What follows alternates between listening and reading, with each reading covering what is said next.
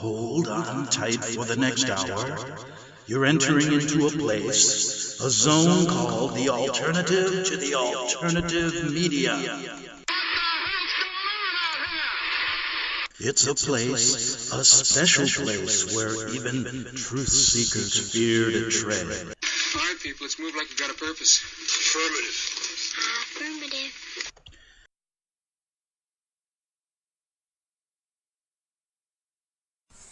Okay, boys and girls, ladies and gentlemen, welcome back to the greatest show on earth, the Investigative Journal. Greg Anthony here on this Friday, and we got a great show for you today, so stick with us. It's going to be about the assassination of one of your presidents. No, not John F. Kennedy. We're going to go back a little bit farther and talk about Abraham Lincoln, a story that I've done in the past, and that really is remarkable. That the mainstream media would ignore this, and it shows you the connection they have to the Vatican-led New World Order and how they work together, because otherwise they would have prosecuted these people and never do business with them again, not allow them into the country, and not praise the Pope. Yes, we were formed as a Protestant country to protest that organization, but that's not what we do, because they have taken over control. That you can take to the bank. And we're going to do that story because it's one of the most interesting ones I've done over the years. And I'm going to go back to 2007, 2008, and replay a show I did because it's just as vital today. And back then I didn't put it on YouTube, and so a lot of people didn't see it, but the important people saw it. And I remember doing this show a number of times, a number of hours on the real assassination of Abraham Lincoln. And boy, it created a stir. Back then, all of a sudden you started seeing a lot of shows kind of giving you a different idea of how Lincoln was killed outside of the real truth that we talk about here. And then the History Channel, Robert Redford, all of a sudden started coming up with all these stories that seemed to downplay what we were doing on my show. And I believe that was their intention, because I was interviewing the author of a book by, his name was C.T. Wilcox, and became a good friend of mine, who really has the solid information showing you that the Vatican was involved in and the Jesuits were involved in the assassination of Lincoln. And I talked to C.T., who is an actor and a writer from Canada. And isn't it amazing it had to be a Canadian person to bring this story to the forefront? Because he collected information that nobody ever had. And I can't imagine that great historians and people with a lot of money at all these think tanks couldn't find this stuff unless they wanted to cover it up, which I think that's the case. So I'm going to go back and give you a lot. I'm going to replay that interview. I'm going to give you an introduction to it.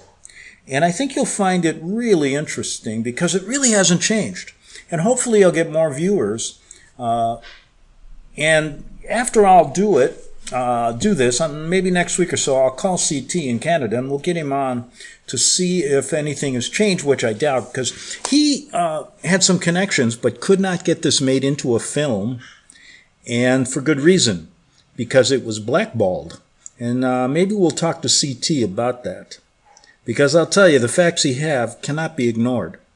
And they at least should be put on the table of discussion when it comes to this assassination. But just like the assassination of Kennedy and many others that these people have been involved with, the American people never get the truth. And just one aside before I do this story. I don't know if you followed these crazy Democratic debates for president. And probably your local dog catcher will be running for president, because they got about 22 candidates. Many, I don't even know who the hell they are. But one guy yesterday, it was the first debate. They had 10 the first day, 12 the next day or something.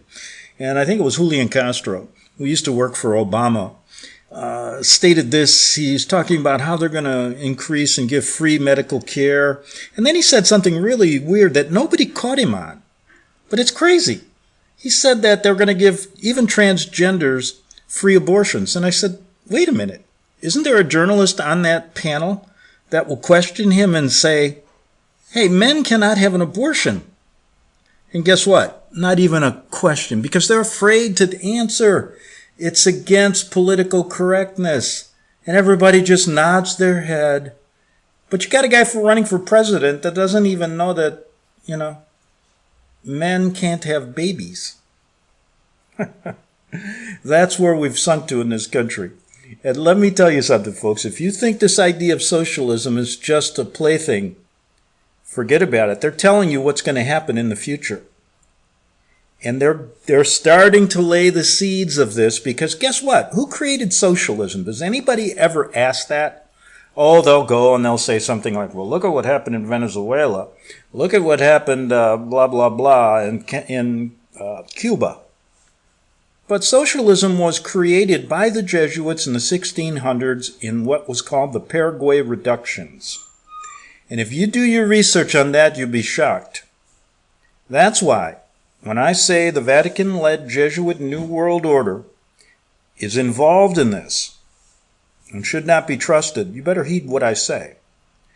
Okay, let's get to C.T. Wilcox and some of the truth behind the hidden facts and the hidden story of the real perpetrators of the assassination of Abraham Lincoln. Okay, before I play that old interview I did, which is actually pretty relevant today because it just gets forgotten, and nobody really heard it then because we didn't have YouTube back then the way it is today, so I thought I'd replay it. But first I just wanted to mention C.T. Wilcox is he's a Canadian actor and writer, wrote the book, The Transformation of the Republic. You got to read it. The Origins of the Religious Hijacking of the American Government and the Truth Behind the Assassination of Abraham Lincoln. This book is a 375-page expose of the Vatican and Jesuit intrigues and interference into the political structure of the United States and Europe. It contains shocking revelations and fully authenticated documentation, much of it hidden for almost 100 years. And to support the conclusion that the United States has been transformed from a beacon of light and hope and into an empire with beast-like tendencies, and that the world is headed for a Vatican-led instigated cataclysm while it sleepwalks towards the edge. The people of the United States have been robbed of their own history.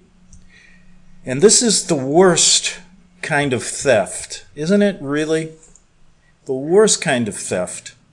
Who really murdered that President Abraham Lincoln? There's a big, huge monument of him in Washington, and several other presidents. Did John Wilkes Booth act alone? Or was he simply one of a crew of specially hired hitmen who were chosen to further the aims of wicked men and desperate politicians dressed in religious costumes? What were the motivating factors of the U.S. Civil War, slavery, states' rights, or something altogether different? Why did Professor Samuel F.B. Morse, you remember the guy who created the Morse code, go to Italy, and what did he uncover? How were European monarchies involved in the U.S. Civil War? Who stood to gain and who stood to lose? Is the United States fast becoming a 21st century version of Nazi Germany? If so, why and how did this occur? Is the U.S. Bill of Rights and its Constitution at serious risk of being flushed down the toilet? Or is it already a dead letter? Wow. Okay. What does the Vatican interference in the global political realm mean for the world today? Yes, what does it mean for the world today? Let me tell you what it means. It means that we got a lot of dumb people out there, not on their own accord, who don't even know what the Bill of Rights and Constitution are. They couldn't tell you who was involved in the Second World War, let alone get into questions such as this. This is the education system of America, and it's centered on dumbing people down and making them illiterate making them good workers, making them follow the leader, making them follow what I call Jesuit education. Is the U.S. Bill of Rights and Constitution at serious risk? Yes. What does the Vatican interference in the global political realm mean for the world today? Let me tell you what it means in one word: destruction. Why did President George Bush, let's go back to Bush, and then we can move forward with the other ones, visit the Vatican 3 times in his first administration? And tell me, why did he sit under the big, huge mural photograph with the Pope of guess who? Ignatius Loyola, the founder of the Jesuit order. What about Condoleezza Rice, Dick Cheney, Laura Bush? What about everybody since then? Obama and Biden and the rest of them. Trump and his group. They're all together. Now, ask yourself this question. Lately, there was a discussion by a real stupid congresswoman named Cortez. They call her OAC, and she's a young little congresswoman from New York, a very liberal district, who is pushing socialism on everyone, right? Makes a lot of dumb statements. She recently stated that, the migrant camps, we got thousands of people rushing the border are being kept in concentration camps. Well, nothing is farther than the truth. But, really, there are concentration camps hidden right before you. We don't know about them, but we can go. How many shows have we done about these secret camps that are being built in virtually every state west of the Mississippi? And it's not because of the immigration crisis. It's for another reason. Now, let's get to this show I did back in, I think it was 2006. And I'm going to try to get as much into it. There's a few breaks. And it was done on the Genesis Network, GCN. That's the station that Alex Jones is still on. I used to have a show right after his. And boy, did I find out a lot about that guy. And we've done shows about that. But anyway, let's get to C.T. Wilcox and talk about the assassination of Abraham Lincoln. Host Greg Szymanski, and I'll be here for 2 solid hours with 2 hard-hitting interviews today.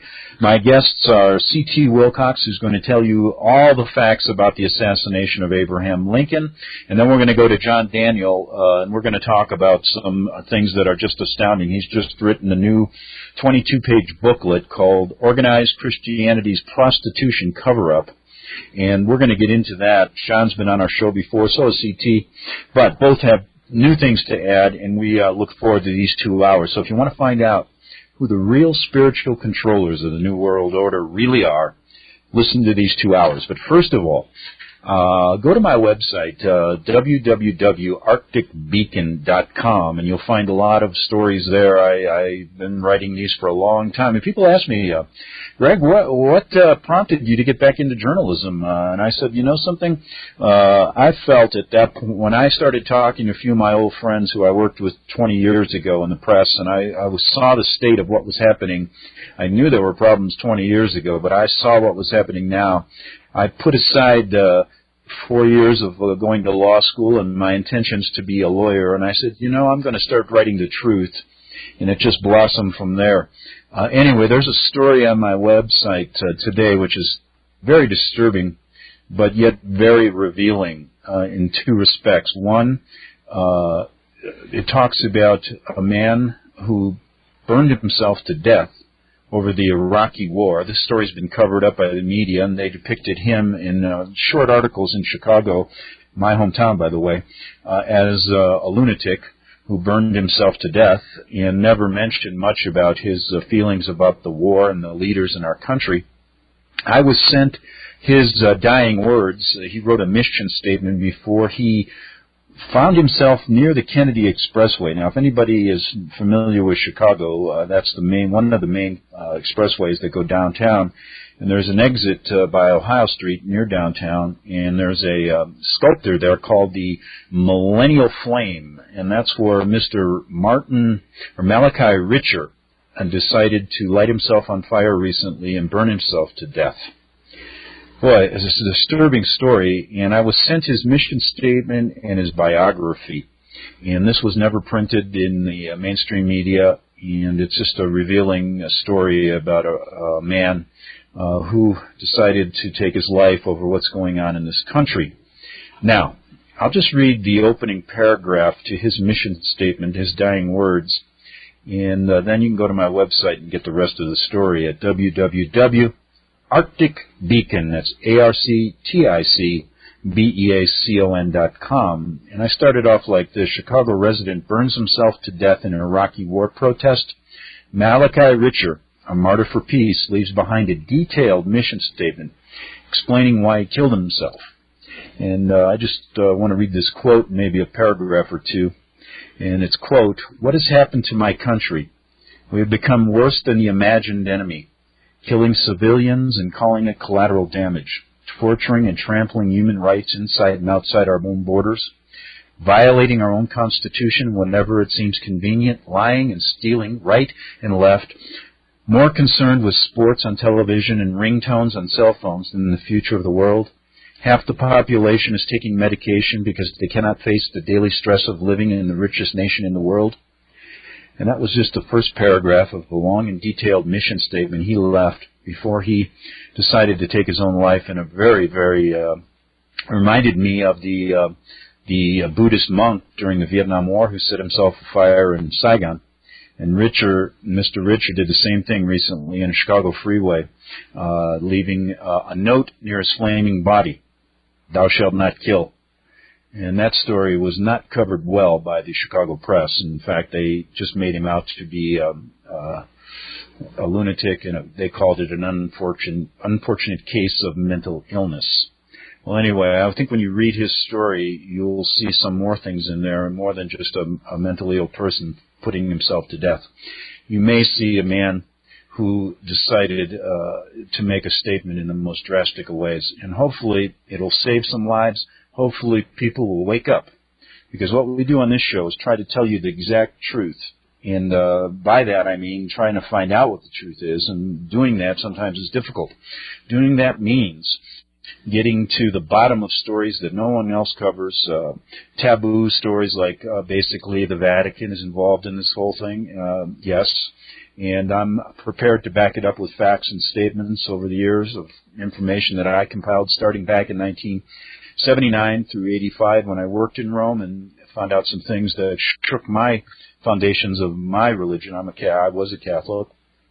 And the reason I have my first guest on is because I'm just a bit upset today, because this story, it's like talking, it goes in one ear and out the other in this country.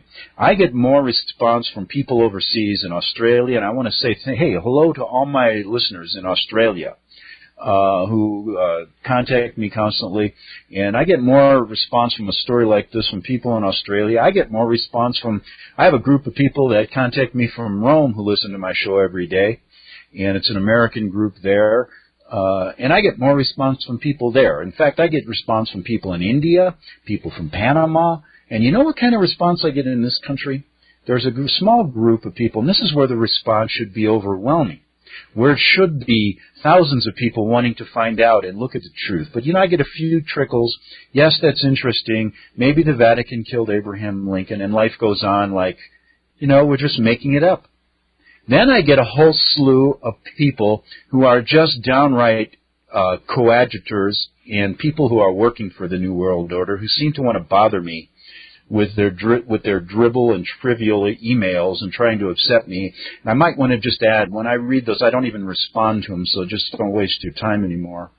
But that's the type of people we have here in this country. Too many of them working for these criminals that don't take these stories seriously. And that's why I have brought on C.T. Wilcox because it's going to illustrate something to you. We're going to drive this story home until people start listening, start reading, start recovering history, and start understanding exactly what happened to former presidents in our country and how it was involved with the Vatican and other groups that are trying to destroy freedoms since this country was founded. It's now reaching a point where you've lost all your civil rights. It's getting worse. I heard in January you're not even going to be able to leave the country or come back in unless Homeland Security gives you a clearance. That's on top of your passport, which is totally unconstitutional. What more does it take?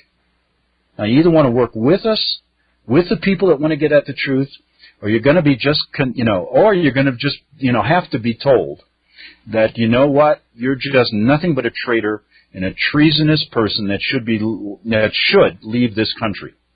Not the people who are fighting for freedom, but it's you people that are stopping the fight for freedom, and you know who you are. And that's why I brought my guest on. And he's going to come back right after this interview, right after this 4-minute break, because he's from Canada. And he cares more about this country than a lot of Americans I know. A lot of Americans that I know who listen to this story and then immediately afterwards turn on the tube and start watching, I don't know, whatever shows you watch on TV nowadays, while the country goes to hell in a handbasket. Well, anyway, we're going to talk about the story. We're going to talk about how the Vatican was involved in Abraham Lincoln's murder, and how were involved in Kennedy's murder, and how they're involved in killing millions of people around the world today. Okay, we got about 2 minutes here, 3 minutes. And what I'm going to do, I'm back here in 2019. Boy, we're in a time machine here, going back and forth. And I wish I could go forward to 100 years from now and see what this socialism America looks like, Be nice, wouldn't it?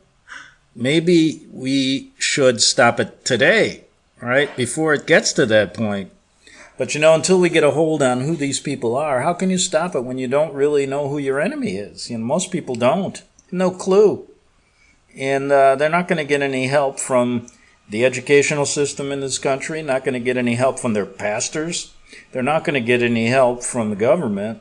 So where do you turn? You got to turn to shows like this that are called the alternative to the alternative news. Old journalists like me who really still believe that there should be a freedom of the press in this country to even talk about the Vatican and the Jesuits. I mean, that's the biggest story never told. But when you got everybody in the mainstream media and these big shows, including the big alternative guys like Alex Jones, working for the Vatican and the Jesuit-led New World Order, you got a problem. And the only way to solve it is to come to shows like this and really start listening to some of these basic stories, because it's like this. This is a huge, huge story with a lot of pieces to it. And what I had to do is I considered it when I first started like a puzzle. And I started putting little pieces of the puzzle. And, when you start a puzzle, by the way, I've never finished one of those real puzzles that you buy in a box. But anyway, you see the picture on the box. But when you put one or two little pieces there, and you don't know what that picture is going to be right on the table. And as you put more and more, you start seeing it clearly. And that's kind of what this is. It's a putting together of all these pieces of the puzzle that sometimes go back hundreds of years to come up with a reasonable conclusion and a analysis that is based not only on conjecture and theory, but on facts. And then to put those facts to use so that you can have a better place to exist, so that the same problems don't come up over and over again, which you'll see happens here. The same MO with the killings of Lincoln and Kennedy, to give you an idea of what I'm talking about. The same MO in the way they orchestrate wars. The same MO in the way they control political parties. And so, putting this puzzle together is important. This is one big piece of it, the assassination of Abraham Lincoln and the true situation that's been hidden for hundreds of years. And poor Abe, he would have loved to have the record set straight because he knew all about the evil Vatican and told people, even in private letters, to watch out. Back in 3 minutes on the Investigative Journal.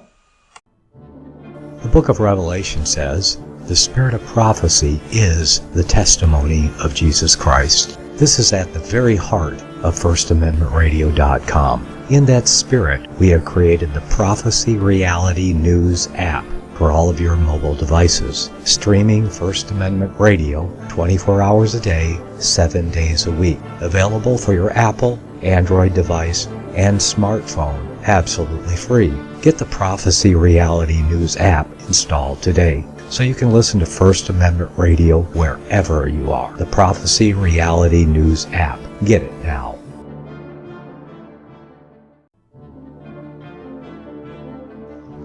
Visit crosstheborder.org, CROSS, crosstheborder.org, to get your print, EPUB, or PDF version of Nicholas Arthur's new book titled When the Third Temple is Built. That's crosstheborder.org. When it comes to prophecy today, much of the evangelical Christian world has their eyes on Israel, waiting and watching to see when the third temple will begin to be built. The plans are drawn. The Jewish people are eager. Most evangelical Christians today believe that the rapture will happen before the third temple is built. Hi, I'm Michael Eugene. I was taught that Daniel's 70th week was in the future. Is that really what the Bible teaches? Have we searched the scriptures and found this to be true? Why is it so important for a re-established Israel to build a third temple in Jerusalem? Is it necessary to build a temple on the same location already occupied by the Dome of the Rock? Is it necessary for sacrifices to take place in the temple on Temple Mount? Is there really a rapture followed by 7 years of tribulation? What is the New Testament temple? Can we identify history and prophecy? Who is the first beast in Revelation chapter 13? Who are the 7 kings in Revelation 17? I have asked all these questions, and I have found Nicholas Arthur's new book, When the Third Temple is Built, answers all these questions and more using Scripture to interpret Scripture. The Bible says that no prophecy of Scripture is of any private interpretation. Nicholas shows us in his new book, When the Third Temple is Built, how the Bible interprets prophecy and not man's private interpretation. Visit crosstheborder.org, CROSS, crosstheborder.org, to get your print, EPUB, or PDF version of Nicholas Arthur's new book titled When the Third Temple is Built. That's crosstheborder.org. The following program is labeled dangerous and off limits by the supreme Jesuit command. But stand tall, people. Listen up, and you may just learn something. Oh, dear Lord Jesus, this ain't happening, man. This can't be happening, man. This isn't happening. Okay, we're back for the second half hour of the Investigative Journal on this Friday. The alternative to the alternative news, the greatest show on earth. You got to listen to it. Spread it around. Go to greganthonysjournal.wordpress.com, and you can get shows going back well over 15 years. And we're going to go back to 2006 and pick up on an interview I did with C.T. Wilcox regarding the assassination of Abraham Lincoln and try to set the record straight. And this interview is just as valid today and important today as it was 13 years ago. And may I say it's probably more important now, because I think even 13 years ago, with the sting of 9/11 and the realization that the government actually was involved in it, an inside job, many people were questioning a lot more than they are now. But the powers that be understand that if they stick to a story long enough, people will believe it, even if it's a lie. Because remember what Hitler said? The bigger the lie, the more the people will believe it. Nothing is more than the truth when you look at what happened at 9/11 and how apathy is now is worse than it was back then. And so this story is important. And this gentleman, C.T. Wilcox, did a hell of a job in researching it. And boy, you should listen. And I, in the first half hour, kind of gave you an overview of everything. We're going to get to a few little nuts and bolts here of what he was saying. And of course, I can continue it on Monday on the Investigative Journal. So let's get to C.T. Wilcox and the assassination of Abraham Lincoln. Journal, and I am proud to present a true American patriot, but the only problem is he's from Canada. And I'm finding that there are more patriots outside of the country than I can find inside of it lately. And CT, how are you today? Not too bad, Greg. Greetings and greetings to your listeners. And I want to have you back for more than just one reason, but this is the main reason. I am treating this story with most importance because I think when you start looking back at this story and seeing all the facts that patriots back in the 1860s were finding out and what happened to Abraham Lincoln, how it happened, applies today. Now, what I'm finding in this country is a very disturbing thing. When I say that, when I try to write about this story, when I bring you on, it goes in one ear and out the other. People say, oh, yeah, sure, Abraham Lincoln. And then they think about what they heard in their history class and go back to watching their favorite TV show. So what I wanted to do was to treat those people as if they were in a third-grade class and do this all over again so that they start understanding that I'm not going to let up on the facts that have been taken away from us in history. And what is more disturbing, and I hope some Americans out there, and I know there's a lot of my listeners who agree with me, but there are many that don't, many out there that haven't heard this show yet that are going to hear it. And I want them to understand that they should be embarrassed that you, and a Canadian, has taken more interest in this country than many people in this country who are more concerned about the ringing on their cell phones or the little things in their life while the country is going to hell in a handbasket. And I want to start out again by saying, tell us about the book, tell us how you got interested in this, and tell us this story again on how the Vatican and the Jesuits were involved in the killing of Abraham Lincoln. Okay. Well, the book essentially is it's subtitled "The Origins of the Religious Hijacking of the American Government," and that pretty well sums up. I focus on the Lincoln administration because that's where a lot of things came to a head, and it was during that period of history that things made a dramatic 180-degree turn from the original intent of the writers of the Constitution and the whole purpose of the War of Independence and all that. So that's kind of that's in a very small nutshell that's what the book is about. And I also bring it. A lot of things that are happening nowadays, people want, well, how do we get into that position? Well, in order to understand that, you have to go back to a lot of the origins of this and then kind of trace it forward to what's happening now. What got me interested in it originally is because a lot of my family are Americans. My aunt and uncle moved down to the States right after World War II. Before that, we obviously landed in New England from the UK and that, but that's way back. Anyway, and their kids grew up being educated in the American school system, and when we got together, we would discuss history, geography, and a number of other topics, and we found out very quickly that what we were being taught here and what they were being taught there were almost diametrically opposed. And so that's kind of started me on the road of getting to the real truth of matters, and it took many years and a lot of money to come up with what I have now. Yeah, if I could just cut in for a minute, that last statement of yours gets me angry, because to know that I sat in a school for 12 years listening to history before I went on to college, and then probably got a worse rendition of it there, and then you're over in Canada listening to some of the truth anyway. It just upsets me to no end that, what does it take people to understand you've been brainwashed? Yeah. I really fear that the American population are not going to actually get it until they're actually sitting in a concentration camp. Yeah. And that by that time it's too late. It's like putting a frog in a pot of cold water and then slowly cranking up the heat. Exactly.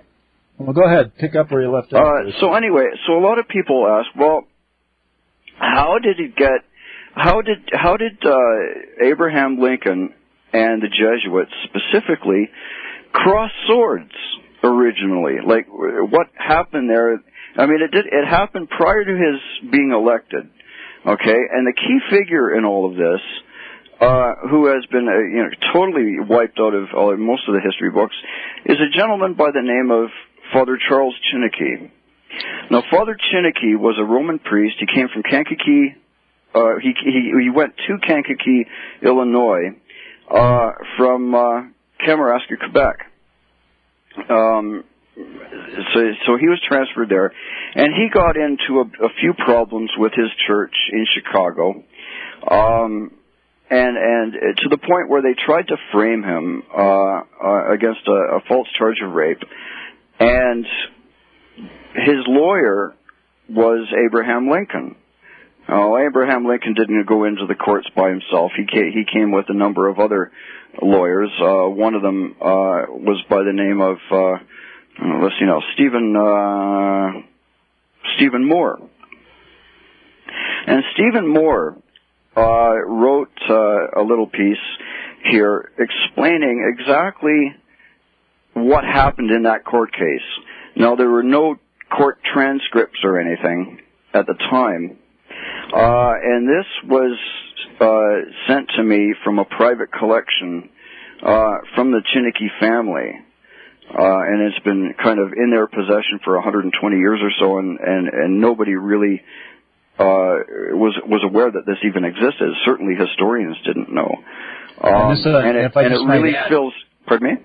No, I was going to add that Chinnicky's house in Kankakee with all his records, or in Illinois, was burned. Yeah, the church found out all the dirt that he had stored up on how the church was kind of involved heavily in the political system, and even at that time.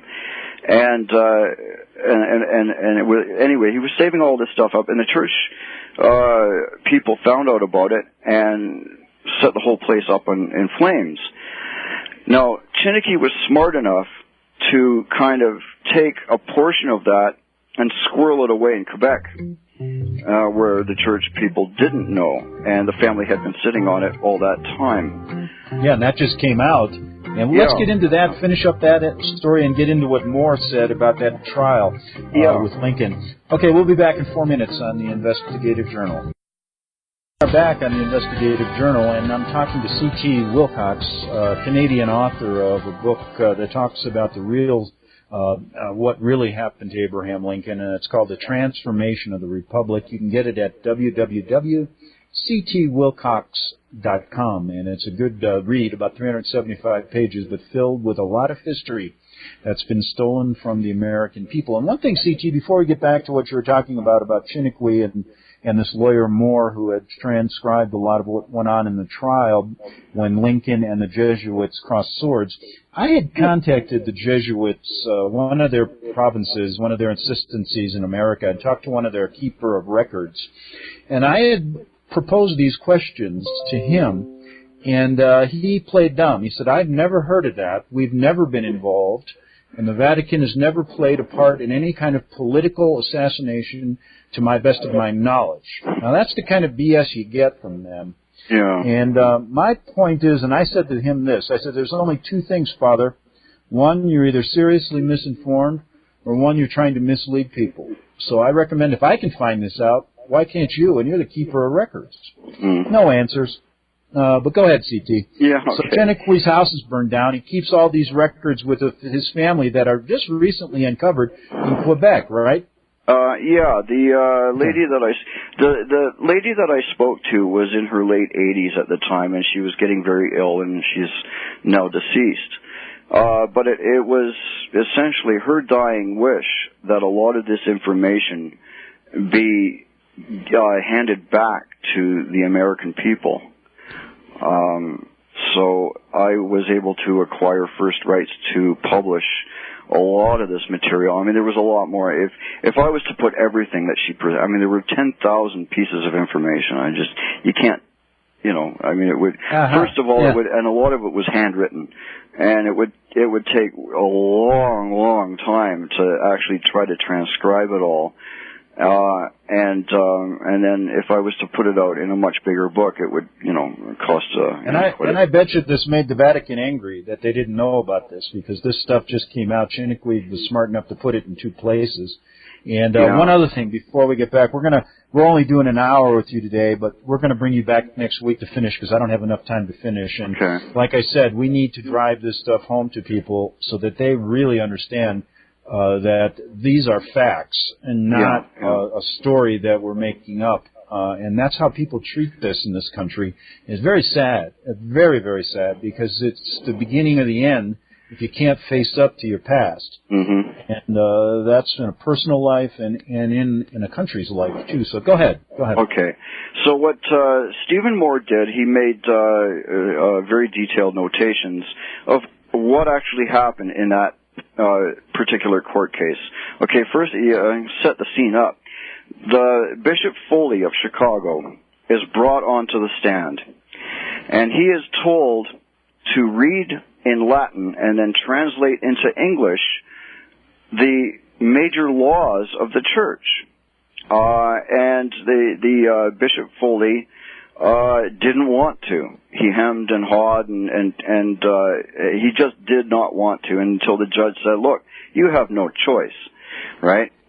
So Stephen Moore says, though perhaps containing nothing new or strange to those who have studied the matter, the statement made, like that he's writing down, may convince such Protestants, and other people, as imagine the Church of Rome to be a harmless institution, of their great error.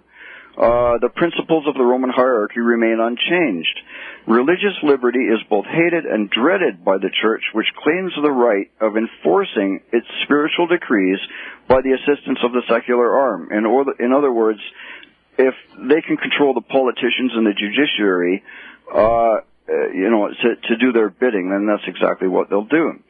One of the things that Bishop Foley had to read out and then translate into English were certain things from St. Thomas Aquinas, or Aquinas, anyway.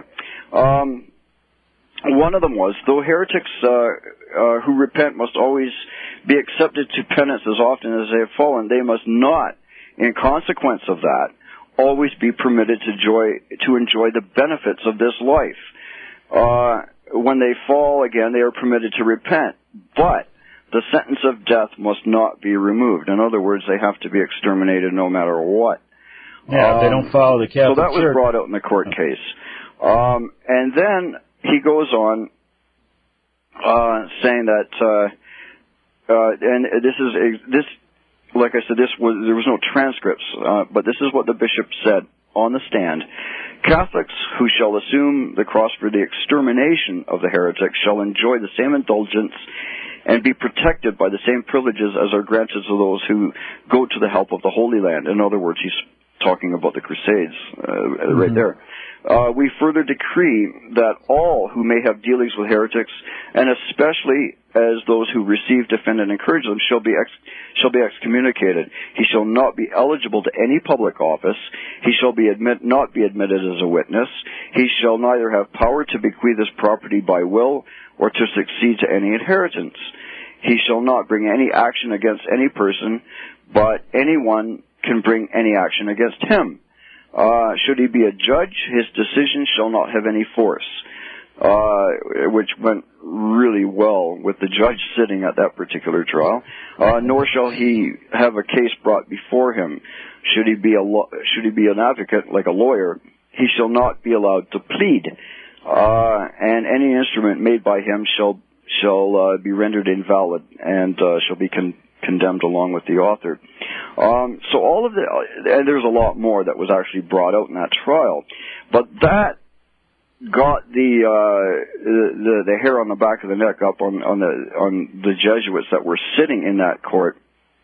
At least a dozen of them were watching this case big time, and Lincoln actually won that case for Father Chiniquy, And that was the beginning of a long-term friendship.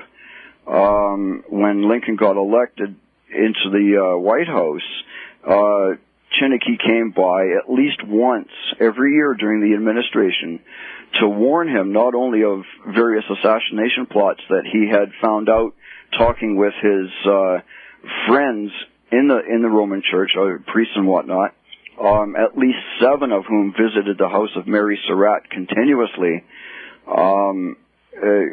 conjuring up this assassination plot, hiring the people, paying them off, and all this stuff. But he also warned them against the bigger picture, why the Civil War was actually happening, what was the intended outcome. Go ahead. So anyway,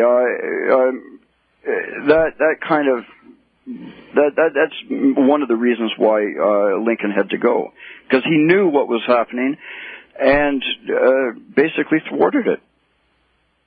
Now, now as we get into you finding out all about the Vatican's role in the assassination, talk in this last minute before the break. What was their role in the Civil War? You were talking, just to expound a little bit about what you found out, because there are many more presidents that were also poisoned, and this whole thing just wasn't Lincoln. This was a movement to destroy freedom in this country. That's right. They, the treaty. Well, what they did is they came out with the Catholic monarchies in Europe. Back in 1822, got together and held a meeting where they came up with this agreement, basically, that they were going to try to destroy representative government worldwide. Okay. The United States being a big part of that, because they were the inspiration for all these other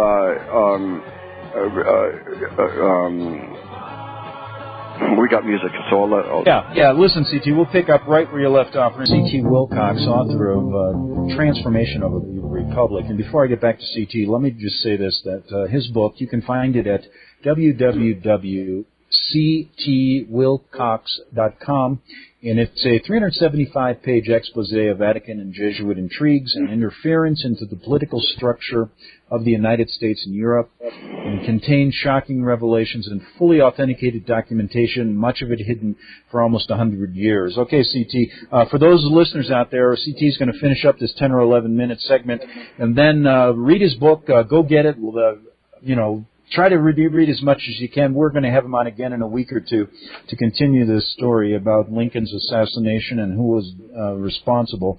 So go ahead, CT. You got about 10 minutes. Okay. Pick up where you left off. So what happened was you had these Roman Catholic monarchs who got together with the Vatican, and these monarchs believed in top-down government, ruled by divine right, which is essentially church-sanctioned dictatorship.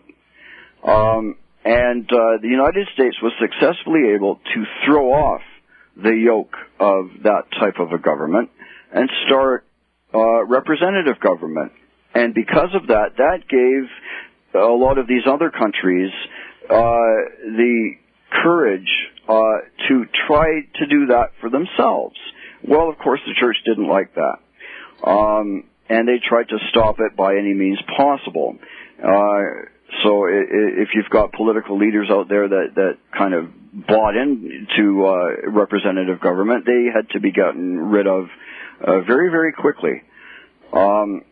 William Henry Harrison of Ohio was one such person. His inaugural address, he said, "We admit of no government by divine right, believing that so far as power is concerned, the beneficent Creator has made no distinction among men, that all are upon an equality, and that the only legitimate right to govern should come from the express grant of power from the governed." Well, they didn't like that at all. So he was quickly, 1 month and 5 days later, he was poisoned by arsenic, and he was, done away with. Now, as far as the Civil War was concerned, you had a bunch of leaders on both sides, basically, that were papists, and they were trying to, let's see now, there was a lot of antagonism going on back and forth, but you've got the church directing both sides for their own benefit, kind of thing, right? So you had Jefferson Davis, who was trained and educated in the separate school system, and he knew what the bigger play was. As a matter of fact, he was offered a papal crown if he could indeed win that war. He stood to be basically a Catholic monarch in the Confederate States of America, which would have been a brand new country. And the church, of course, was making just a pile of money on the slave trade as well. So Pope Pius IX had openly backed Jefferson Davis in that war. At the same time, you've got guys like General George Meade on the Union side, right after the Battle of Gettysburg, had a very quick meeting with a Jesuit, what turned out to be a Jesuit priest, and was told that there was going to be a little bit of a stink happening in New York City, and it would be probably in his best interest and in the interest of the church not to go after the Southern Army and put an end to the war immediately, but to divert a good portion of his army up to New York to quell the riots which were about to take place, and which in fact were perpetrated by the parishioners of Archbishop John Hughes. Part of that was shown in the movie Gangs of New York. Martin Scorsese kind of touches on aspects of that, but really didn't delve into it because his agenda is just a little different. Okay, I'm going to have to cut it off right there. We only have about 20 seconds. But you can see CT laying a groundwork here, showing the Jesuit-Vatican connection during that time in our history. And come back Monday, and we'll get some more details on the hidden facts regarding the death and killing of Abraham Lincoln.